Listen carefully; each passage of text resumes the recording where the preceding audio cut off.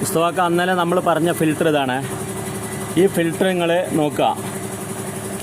ഇതിൻ്റെ 13.88 mm 13.88 mm ആണ് ഇതിൻ്റെ സൈസ് കാണിക്കുന്നത്. ഓക്കെ, അപ്പോൾ ഈ കാണുന്ന സൈസ് 13.88 കാണിക്കുന്ന നിങ്ങൾ ഈ പറയപ്പെടുന്ന 14 പോയിൻറ്റ് സംതിങ് കാണിച്ചു കഴിഞ്ഞാൽ ഈ കാണുന്ന ഹോളിനകത്തേക്ക് ഈ സാധനം ത്രെഡ് അടിച്ചിട്ടുണ്ടെങ്കിൽ ഇത് ഫ്രീ ആയിട്ടാണ് കയറിപ്പോവും. ഞാൻ പറഞ്ഞത് ഇതിൻ്റെ ഓവർ സൈസ് സാധനം കിട്ടാനില്ല.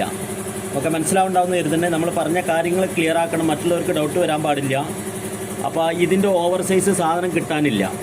അപ്പോൾ അതുകൊണ്ട് നമ്മൾ എന്താ ചെയ്യുന്നതെന്ന് വെച്ച് കഴിഞ്ഞാൽ നമുക്ക് ഇന്നലെ സംഭവിച്ചത് ഇതിൻ്റെതായിരുന്നു ലാസ്റ്റ്. അതായത് ഈ പൈപ്പ് ഇതിൻ്റെ ഫിൽട്രേഷൻ കഴിഞ്ഞിട്ട്, അതായത് എൻജിൻ ചേമ്പറിനകത്ത് ക്രാങ്കിങ് കഴിഞ്ഞതിന് ശേഷം ക്രാങ്കിൻ്റെ മേലെ വീഴുന്ന ഓയിൽ ഈ എൻജിൻ ചേമ്പറിനകത്ത്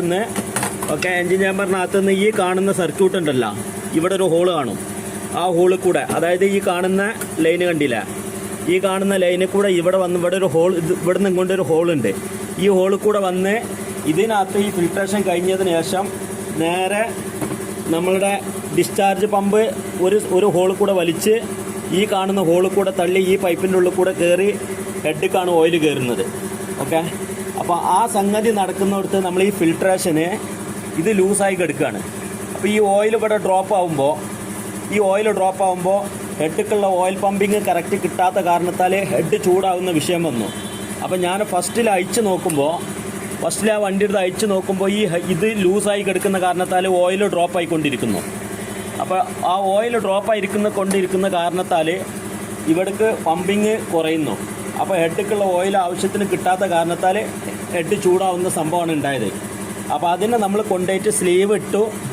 ഇതേ സൈസ് ഔട്ട് ഞാൻ ഇന്നലെ കാണിച്ചെന്നല്ല, ഔട്ടറിൽ ഇതിൽ നമ്മൾ ഓവർ സൈസ് അടിച്ചിട്ട് ത്രെഡ് ചെയ്തിട്ട് കയറ്റും.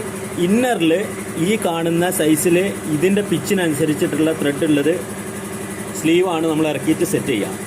അപ്പോൾ മനസ്സിലായിട്ടുണ്ടാവുമെന്ന് കരുതുന്നത്. എന്തെങ്കിലും ഡൗട്ട് ഉണ്ടെങ്കിൽ ചോദിക്കുക.